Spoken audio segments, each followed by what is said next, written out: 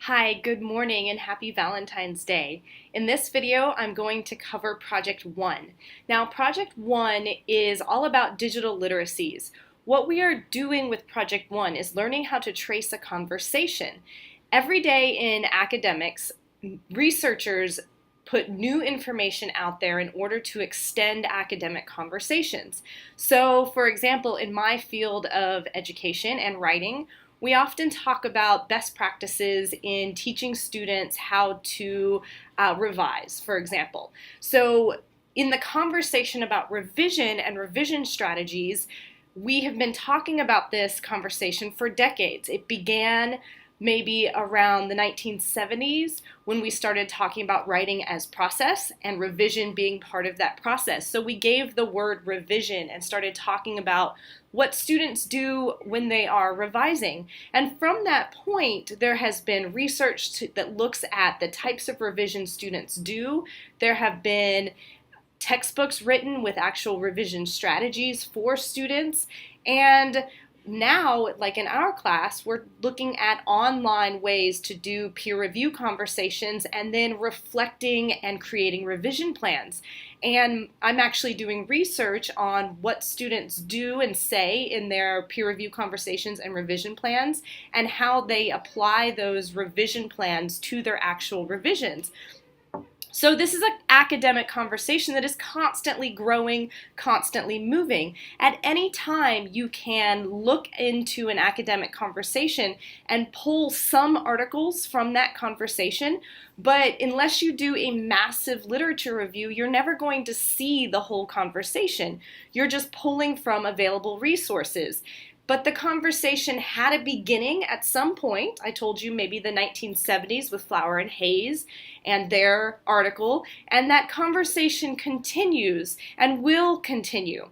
So what we're going to do in this module with Project One is explore a conversation, but we're not going to look at an academic conversation. Instead, we're going to have some fun and look at a conversation on Twitter in social media. So we're mixing this idea of learning how to examine a conversation with digital literacies. So yes, you will need to be able to access Twitter. It is helpful to have an account, but you do not have to have an account. You are not required to have an account. So it's up to you whether or not you begin a Twitter account, but you do need to familiarize yourself with Twitter. We'll get back to Twitter in a few minutes. Next, I'm going to have you look at the cover page, and I want to explain to you where to find the parts of the project that you're going to need to access and kind of talk about the timeline of the project. So here's our cover page. If you scroll down, you can see Now Open Discourse Module. And if you were to connect on that, you would see that last week, in week 5, I posted the Project One final draft assignment sheet because I wanted you to go ahead and read that assignment sheet and start thinking about what you're going to do with that assignment. If you have not read the assignment sheet, you need to do so now. If you were to click on this, it would take you to this tab. And in this tab, this is where you're going to find the assignment. Here you will see the objectives: to expand your understanding of the term discourse, to develop an understanding of digices, and you would see that the irony is that it's a hashtag. We're actually looking at hashtags on Twitter. So digices is actually digital literacies turned into a hashtag. To reflect on your own understanding of the act of reading and interpreting, to analyze a text, to analyze the relationship between a text and its context. So you're going to be looking at this idea of how does a text fit into a context or fit into a conversation? One way to think about analysis is to imagine taking something apart and examine how it works. You will be examining how a hashtag works. You're going to ask, how does this thing manage to do what it does? What goes into it? So when you're looking at a hashtag, what are hashtags? What do they do?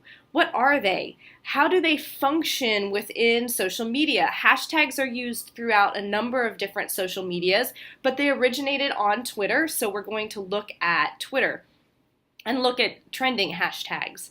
When we analyze an object, idea, or text, we dissect its more important component features and study how they work. When we analyze this text, we're not studying the text on its own, though. We study it within context, because that context determines how that text is interpreted and therefore really influences what it means. In discourse especially, we need to really think about that context. So discourse means conversation within a context. And a discourse analysis is a particular kind of analysis that really examines how, in this case, what is this hashtag? What does this hashtag mean? Where does it come from? What is the context of the hashtag? And how are people using it? People will use a hashtag in a number of different ways, and you're to figure out in what ways do people use this hashtag, and what does that say about how hashtags function in general on Twitter and in digital literacy altogether. Because we read hashtags a very particular way, and we use them in a very particular way. And so your job is to determine those uses by looking at one particular example. To perform a discourse analysis on a text, we have to consider the more general communities and stories in which the text participates. A discourse analysis will ask questions such as, how does this text come to mean what it means? What is the what conversation is it a part of? What choices went into its creation? And this is also something that you want to consider when you're looking at people's individual users' use of a hashtag. How does this person use this hashtag? Why did this particular Twitter user decide to use this hashtag? And in what way are they using it? What does it say about the user or users in general? And why would this person choose to enter this conversation? So let's take a step back away from Twitter, go back to my example about revision strategies. Why do I decide to work on revision strategies? And in my own experience as a writer myself, revision strategies have always been something that I have worked personally to develop, and they are something that stuck with me from my experiences in first year writing many decades ago. And so because of my own personal experience, I have a personal involvement in revision strategies, a personal interest. And because there isn't a whole lot of research on it, and it's not a conversation that has ended, I choose to enter that conversation, and I choose to create new strategies and develop new ways to help students revise. And so that is my choice that went into the creation of my research. So when you think of the creation of a hashtag, why was it originally created? Who created it? And then why do people choose to use that hashtag? Why do they choose to participate in that conversation? What influences that? And then you want to think, what audience is the hashtag addressed for and for what purpose? What are the important features and functions of the hashtag? What background should it be viewed against? What are the significant contexts?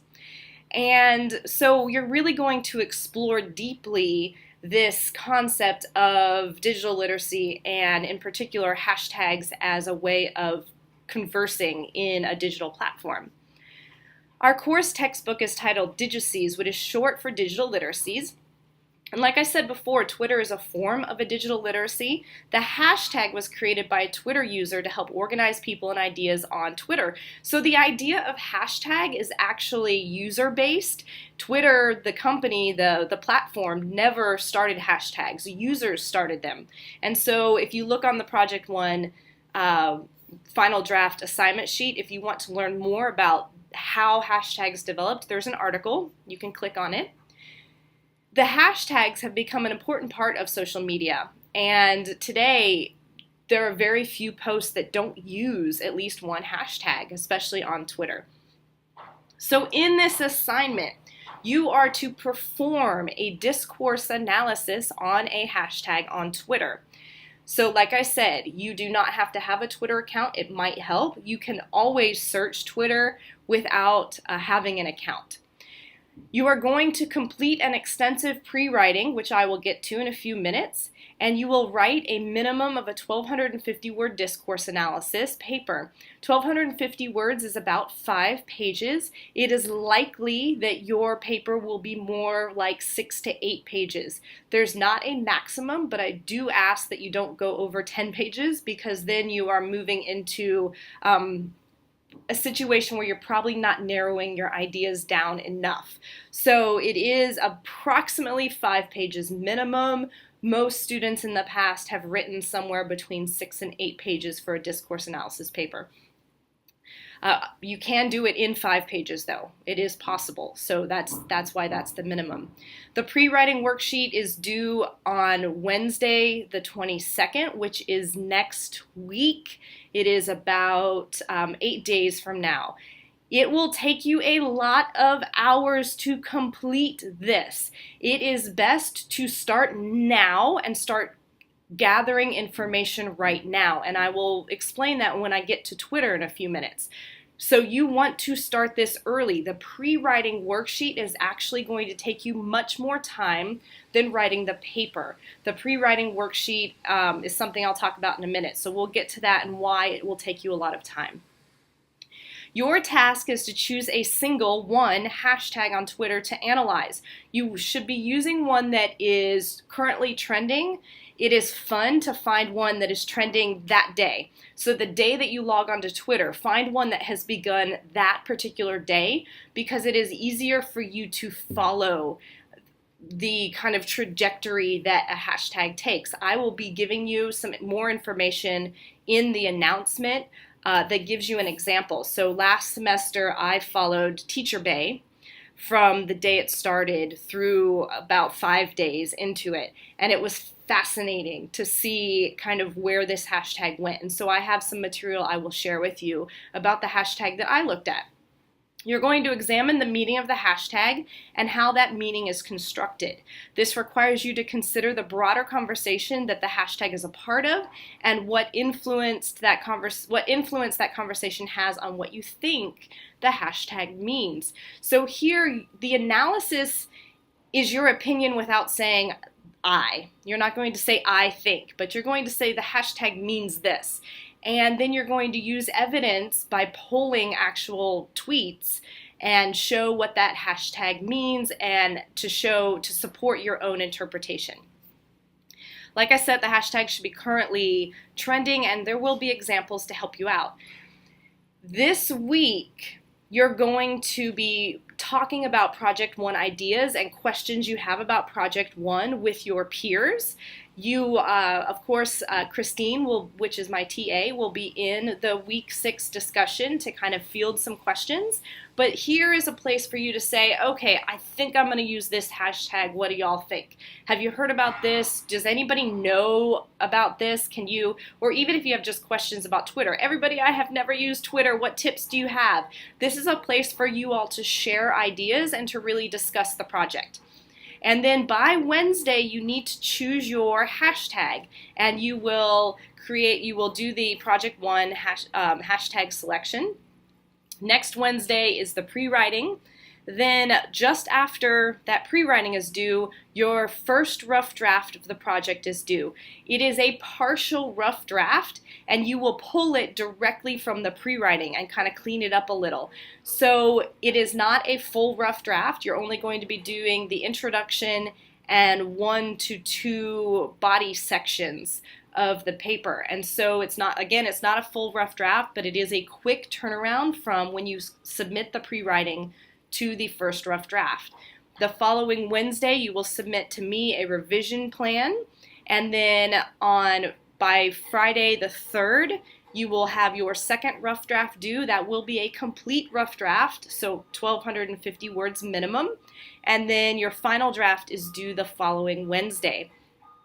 I want to take a minute to remind you that you should be visiting the Writing Center at some point during this module. Do not wait until the last week. You will not get an appointment. You will not get in. Every student in every English 1101 class is going to be trying to get into the Writing Center at the last minute. You should be going in early. You can take your pre-writing and get help. You can take your first rough draft and get help. You can take your second rough draft. Do not wait until the day it is due to visit the writing center. That will not work, and you will have no excuse to come tell me, hey, I didn't have time to go to visit the writing center in all of Module 1. I will not accept that as an excuse. I am telling you now. I will also write it in the announcements. So make sure that you visit the Writing Center. You can visit the Writing Center with the summaries as well, but you might want to go with part of your Project One at some point. Formatting and citation, just remember that you're to be using MLA format. And so that is the Project One assignment sheet. Like I said, this week is a discussion. Your prompt this week is to just chat up with your peers about Project One ideas and questions you have about Twitter. So go ahead and make sure that you submit that. It is due today, Tuesday, February 14th. It is Valentine's Day, so if you have plans tonight, as soon as you see this announcement, you should go ahead and post it. Project One selection. This is really quick and easy. You're just going to submit a text entry into the box, and you're going to answer the questions in 1 to 2 paragraphs. So you're going to talk about what do you already know about Twitter and the hashtags, what Twitter hashtags will you study, or what Twitter hashtag, a single one, will you study for Project One? Why did you choose that? What do you know about the history of the hashtag, and what do you hope to find out about the discourse, about the context surrounding the hashtag? So you're just to give me some of your initial ideas about that hashtag. You should also go ahead and look at this pre-writing worksheet. So here's the pre-writing. It is a worksheet. You have to click on it in order to download it. When you download the worksheet, you will see this. This worksheet is going to take you a number of hours. When I say a number of hours, I mean up to 6, maybe more. You should begin this right away. It is a long worksheet. This worksheet was created by my face-to-face class in the fall semester. What we did is we went through the assignment for Project One and thought about all of the things that you need to include in a paper, all of the information that you need to gather in order to write a paper. And that class did an excellent job creating this wonderful worksheet. So the worksheet is broken into 2 parts. You have the pre-writing for Project One, and then you have an inventory of rhetorical and discursive elements, which is really an outline of Project One. So let's just kind of start up here. In the pre-writing for Project One, you're going to consider what the hashtag is, what the rhetorical context is. If you forgot about what I mean about rhetorical context, you should refer to the UNF Guide to Writing and reread the chapters on rhetoric. You are to know and understand those chapters. If you do not understand any of those terms, you should come see me in office hours. Then you're going to talk about structure, purpose. If you are noticing, this looks a lot like the rhetorical reading notes. Basically, you're applying rhetorical reading notes to reading a hashtag on Twitter. Then you will have appeals. You can see pages in Chapter 6 in the UNF Writing Guide to Writing to get information on appeals, ethos, pathos, logos. You're going to think about delivery, language, and design. You can refer to the New London text for definitions of these terms that are marked NLG. So a lot of these terms come from the New London group. This is how we are applying the ideas that you have read. So you did not read those essays in order to just read them. They actually become the basis of Project One. So everything that's NLG, you should refer to the New London group text in order to figure out how to do that. If you cannot figure it out from the text, come see me in office hours. And then you have your interpretation. How do you personally interpret the conversation around the hashtag, and then any other thoughts that you have? This will require you to actually go and look at actual screenshots that you want to add to your paper later on. You will need to take time to examine the hashtag. When I did it, and when a lot of my students last semester did it, they had a lot of fun with this project, so that I hope that you will also have a good time with the project, and that this, even though it takes time, it's time that passes quickly because it's a lot of fun. And then the inventory of rhetorical and discursive elements. This is where you're going to think about functions of the hashtag. And there are many different types of functions that a hashtag might have. For example, the hashtag might be there in order to combine a whole bunch of different pieces of entertainment. So it's to entertain a crowd. It could be to inform a crowd. A function of a particular hashtag might be to gather information to alert people to action, to social action. The hashtag might be used in order to organize people's responses to an event. They might be in order to create political change. They might be just in order to be humorous. The hashtag is used so that people tell a whole bunch of jokes around that hashtag. So there are many different functions that hashtags might have, and what you want to do is find 3 functions of the particular hashtag that you have found. So you'll put those 3 functions here, and then those actually become body sections. They aren't body paragraphs. The essay is going to be modeled around Eric Jenkins' essay, the same way that he wrote his text. And so we have sections versus like just single body paragraphs. Here's a rough outline. You'll have an introduction. I tell you exactly what needs to be in the introduction section. Function 1, which is body section A, function 2, function 3, and then a discussion section. So what you want to do is you want to go ahead and use this as a rough outline for your paper and write your paper from this. And then here, this is notes, a rough outline. And then here, you're going to actually write out one of your sections. So by the time you finish the pre-writing, you should have an introduction paragraph completed. And then you should have one of your body sections completed. Guess what? That becomes what you will submit for the first rough draft, the introduction and 1 function. And then here it is reminding you that you should submit that information for the peer review discussion by Friday. I do suggest that you do 2 body sections, but you do not have to have anything but 1 introduction and 1 body section. So that is your pre-writing here. Moving on very quickly, here is Twitter. This is my Twitter account. You can follow me if you want. It's just Tara. And here what you will see is there are trending. There are things that are trending. So for example, today is Valentine's Day. So if we click on this hashtag is trending. And people are using it in order to wish each other happy Valentine's Day. That's one function. Another function might be to talk about, let's see, some humorous things about to love each other. I'm sure that there are some things on here about anti-Valentine's Day. Here we've got something that is revolutionary. So it's also using Valentine's Day to remind people of issues that are bigger than Valentine's Day itself. We've got some jokes here. We've got some Harry Potter, try to get people to geek out together over Harry Potter. So this particular hashtag, of course, it was created because today is Valentine's Day, and then there are a number of different functions of hashtags through Valentine's Day, and you could look at something like that. Pretty soon we have, I don't know if it's going to be in enough time, but the Oscars are coming up. Whenever there is an event like the Grammys, the Oscars, the Super Bowl, hashtags always follow big events like that. I did see, if we go back home,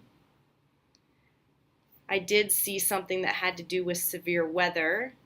Today we have Michael Flynn resigned, and so there could be a hashtag that goes along with his resignation. You could look and see if anybody has created a hashtag.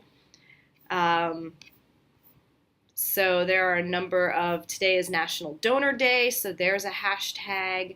that you could follow that is very specific for today. So you can just look on your feed too. There's a number of them about National Donor Day. So you could look at that and say, how are people talking about National Donor Day? What is the function of this particular hashtag? What I want you to do is just start exploring. You're welcome to come to my office as well, and I can help you kind of navigate what the hashtags mean. This has been kind of a long video. I hope that it has been helpful, and I'm going to go ahead and say goodbye for now. I hope you have a great Valentine's Day, and I hope to talk to you all very soon. Have a great day.